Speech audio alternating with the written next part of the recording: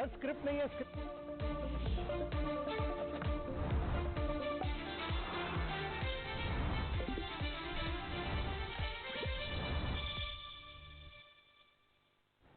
जय हिंद, नमस्कार। मेरा नाम है पारितोष शर्मा और आप सभी का स्वागत है स्टार्टअप चैंपियंस के दूसरे संस्करण के इस लाइव सेशन में।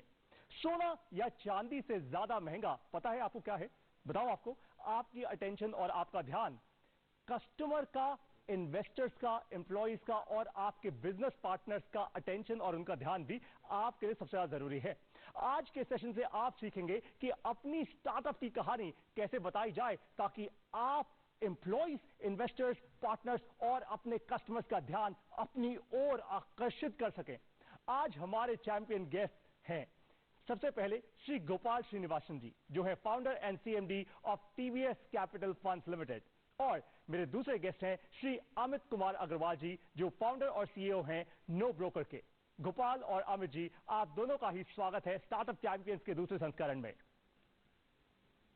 नमस्ते। गोपाल जी, मेरा पहला सवाल अब आपसे यह है कि आपकी अनडिवाइडेड अटेंशन पाने के लिए एक स्टार्टअप की स्टोरी टेलिंग कैसी होनी चाहिए? Let me repeat that in English for you. So if people have to really get your undivided attention, what should be their storytelling and storyline like? I think this is a very good question. We come from a land, a culture, where the Purans have been telling us stories for nearly 5,000 years. So if there is no greater storytelling nation in the world than India. So we must be aware that we have to tell very high standards of stories in this country to actually grab the attention of investors, customers, and most importantly, like Mr. Agarwal knows very well, the attention of co-founders and potential employees who are the fuel for our growth. So to me, the thing that I look for very sharply in the first meeting is, why is this person doing what he is doing? ये क्यों कर रहे हैं? What is the reason? मूल कारण क्या है? That is the question that I look for. So the story must first grab my attention, not because of the space, not because of the size of the space, but why is this person doing it? What is in it that is inspiring him? I'll give you an example, Paritoshji. I got an email yesterday. The first line said, my vision is to become a unicorn. I stopped reading from that fourth word. So there is no story there, because valuation is not a story. The story is that this person is absolutely doing this because they have the right to win, that they will be able to win in this space, in this new India, which is now headed towards Amrit Kal in 2047. Absolutely, you said it, and so very well said. Amit, now I'll come to you. अब आपके पास आता हूं। आपने investors की attention कैसे पकड़ी? 360 million dollar से ज्यादा की फंडिंग रेस कर चुके हैं आप, लेकिन इन्वेस्टर्स की अटेंशन कैसे पकड़ में आई?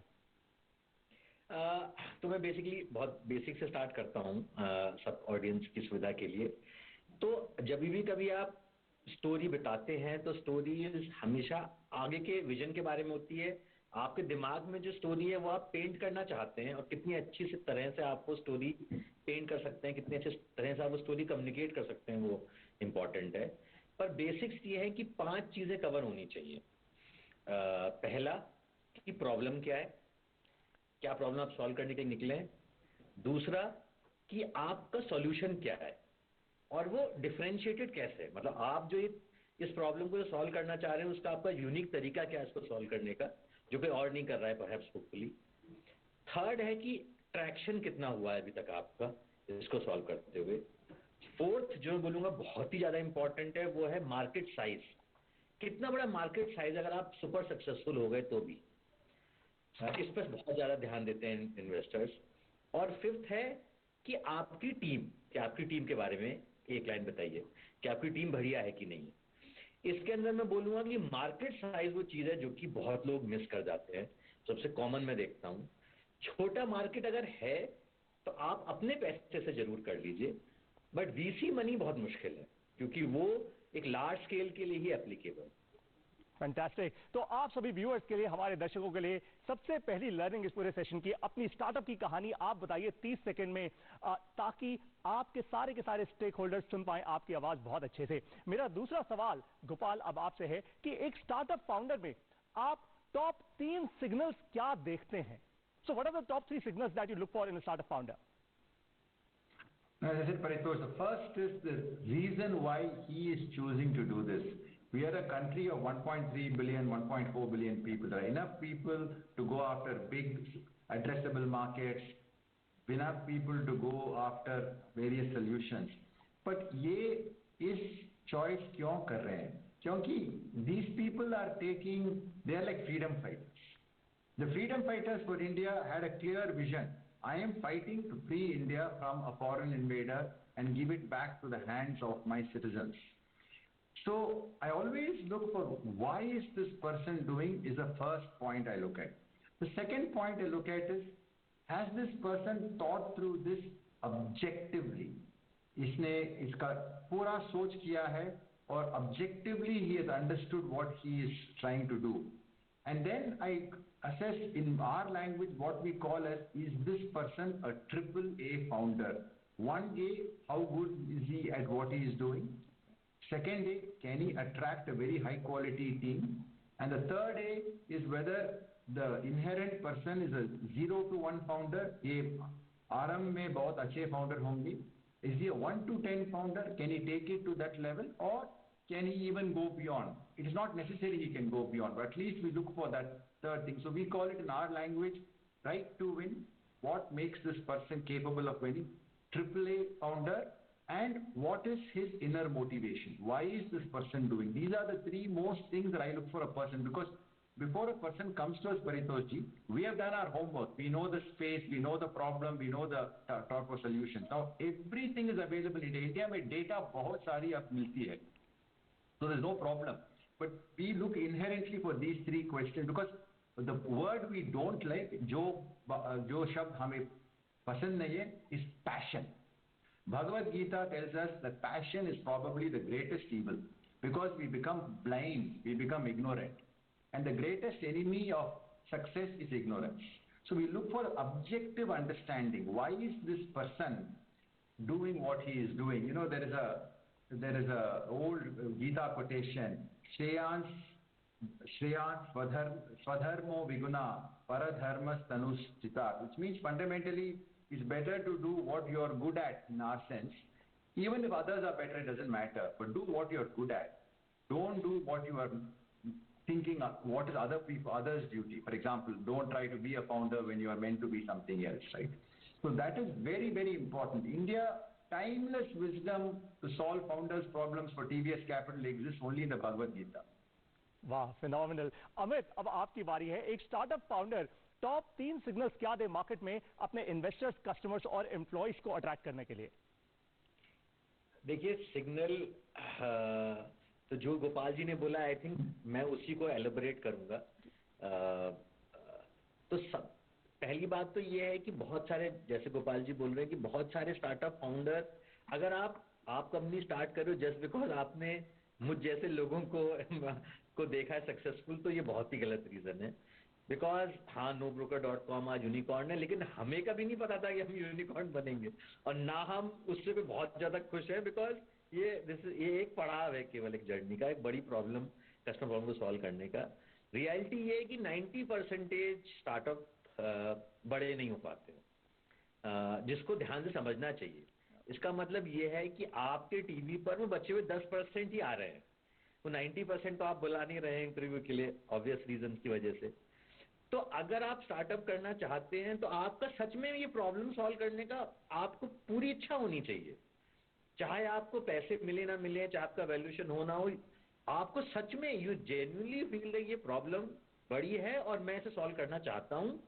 बिकॉज स्टार्टअप जर्नी में बहुत इनसिक्योरिटी है और बहुत अनश्योरिटी है और बहुत प्रॉब्लम्स हैं, बहुत एक्सटर्नल फैक्टर्स हैं। तो मेरे ख्याल से आप खुद में जेन्युइन इस प्रॉब्लम को सॉल्व करना चाहते हैं कि नहीं, वो सबसे इंपॉर्टेंट है।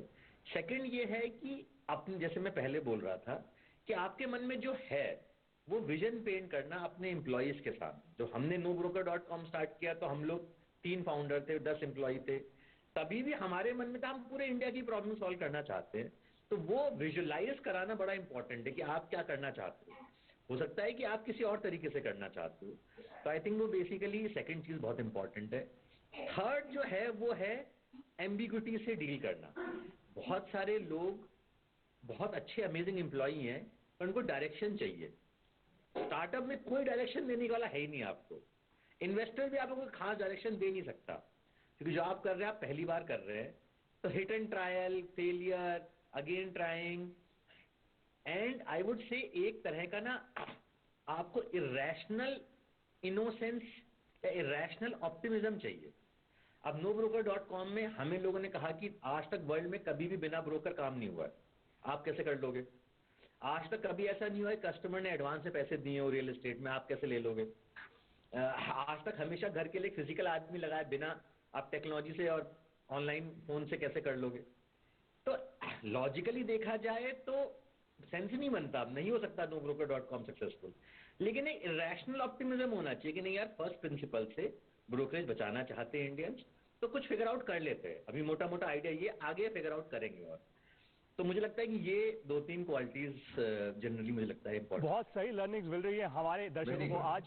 जैसे हेडफोन्स आप लेते हैं नॉइस कैंसलेशन के साथ, वैसे ही सोशल मीडिया पर सिग्नल दीजिए और अपने स्टार्टअप से कोई भी नॉइस को कैंसिल कर दीजिए। मेरा तीसरा सवाल अब आप लोगों से ये है, देखिए कहते हैं योर रेपुटेशन प्रीसीड्स यू, यानी आपकी प्रतिष्ठा जो है वो आपसे पहले पहुंच जाती है। तो गोपाल जी, क्या पेड पीआर करने से फंडिंग रेज कर पाना आसान हो जाता है? क्या इन्वेस्टर्स पेड पीआर यानी प्रेस रिलीज पर ध्यान देते हैं? ये सवाल है मेरा आपसे। Paritosh ji, there is a value for visibility because fundamentally all of us are working out of data feeds. So जो data system से आता है, हम बहुत सारे data से खोज करते हैं। अलग टीम रखते हैं इन्वेस्टमेंट रिसर्च के लिए, जो मॉनिटर करते हैं जो आइडियाज में हमें इंटरेस्ट है। For example, we are interested in the proptech market, जहां NoBroker is a big leader. So we are very keen in that market because Indians are growing, their dreams are growing, they want places to stay all across the country, as you said. So data PR is good, but please remember that जो हम VCs हैं, we tend to be very skeptical. सबको question करते हैं 10 बार। So as a result, the only thing to be careful is that alone is not enough. We typically will make, जब एक startup में हमें इंटरेस्ट आता है तो हम एटलीस्ट 15 to 20 फोन कॉल्स करेंगे उस फाउंडर पे। Who is he? What is he? What has been the past reputation? So karma जो है हमारा, it follows you. Your karma follows you. So whatever you do, we try to find out. But definitely there is a role for visibility. But communication skill per se is not enough. But I would encourage people to express their ideas by blogging on LinkedIn, by Twitter, as much as they do paid PR. Fantastic. Amit, so paid PR कितनी strategic या growth value रखती है आपके लिए? देखिए, मेरे ख्याल से PR तो जरूरी है। जब तक आप बताएंगे नहीं कि आप क्या कर रहे हैं, आप एम्प्लॉइज को भी कैसे अट्रैक्ट करेंगे। लेकिन ना पेड पीआर में मैं ज्यादा फेवर में इसलिए नहीं हूं बिकॉज पेड पीआर जो मीडिया करता है, वो मीडिया पता है सब लोगों को कि कौन सा वाला मीडिया पेड पीआर करता है, तो एनीवे उसकी वैल्यू बेसिकली डिस्काउंट हो जाती है।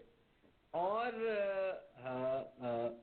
जैसे एक कहते हैं ना हमारे यहाँ कि बुलशिट मीटर होता है VCs के पास तो थोड़ा ही करना चाहिए, ज्यादा आप करेंगे तो आप पकड़े जाएंगे। बिकॉज VC का जॉब ही ये है कि अगर आपसे इन्वेस्ट करने से पहले बहुत सारी फोन कॉल, जैसे गोपाल जी ने बताया, बहुत सारी फोन कॉल करते हैं कि आपके एक्स एम्प्लॉयर से, आपके पीयर से, आपके कस्टमर से। तो फाइनली जो मैटर करता है वो तो आपका काम ही मैटर करता है। तो और आजकल तो ना केवल ऐसा हो रहा है कि आजकल तो आइडिया स्टेज पर भी बहुत सारी फंडिंग हो रही है। अगर आपका आइडिया सही है और आप फाउंडिंग टीम ठीक है और मार्केट साइज बड़ा है, मेरे ख्याल से विजिबिलिटी बिल्कुल होनी चाहिए। पेड पीआर थोड़ा कॉशियस होना चाहिए बिकॉज जो मीडिया पेड पीआर करती है वो रिपीटेटिव है और वेल नोन है कि वो पेड पीआर करती है और वो जल्दी पकड़ में आ जाता है। अपना काम ढंग से करिए और उसकी विजिबिलिटी बिल्कुल कराइए। आई एम श्योर कि भारत के पूरे स्टार्टअप इकोसिस्टम में आज से पहले इतना ऑनेस्ट और इतना इनक्रेडिबल लाइव सेशन नहीं हुआ होगा, क्योंकि आज आप सब दर्शकों को पहली बार एक इन्वेस्टर का पर्सपेक्टिव और साथ में एक यूनिकॉर्न फाउंडर का पर्सपेक्टिव इकट्ठा मिल रहा है मुद्दे के सवालों पे। लेसन नंबर 3 आप सब लोगों के लिए है कि पेड पीआर को एक स्ट्रेटेजिक टूल या अवसर की तरह इस्तेमाल कीजिए। मेरा चौथा सवाल अब आप दोनों से यह है कि कौन सा सिग्नल ज्यादा अट्रैक्टिव है। मैं आपको 3 ऑप्शंस देने वाला हूं, user growth, month on month growing revenue या फिर सीड फंड रेजिंग। इन तीनों में से गोपाल जी सबसे पहले आप बताइए, आपके लिए सबसे ज्यादा in order of priority signal कौन सा इंपॉर्टेंट है?